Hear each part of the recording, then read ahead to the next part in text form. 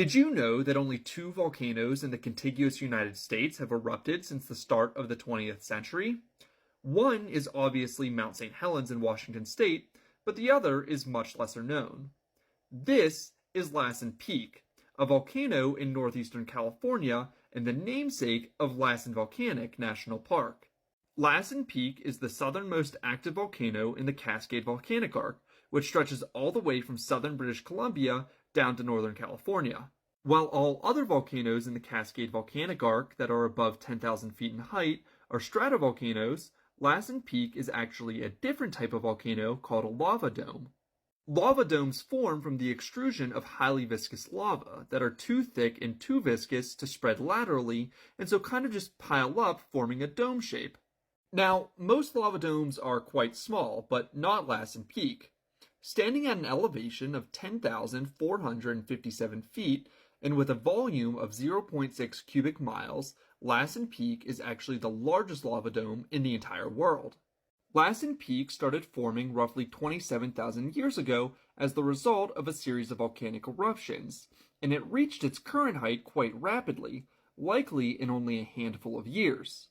Since then, the mountain has experienced consistent volcanic activity, and it has produced at least two explosive eruptions.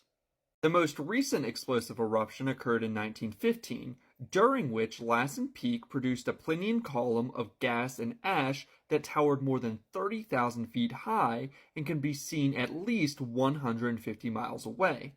The eruption also produced a large pyroclastic flow and a series of lahars, or volcanic debris flows. But while a 3 square mile area immediately northeast of Lassen Peak was devastated by the eruption, its overall impacts were quite limited, as the amount of material ejected by the 1915 eruption was relatively small.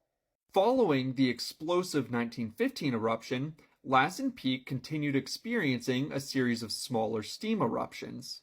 In total, the mountain actually produced more than 400 eruptions between 1914 and 1921.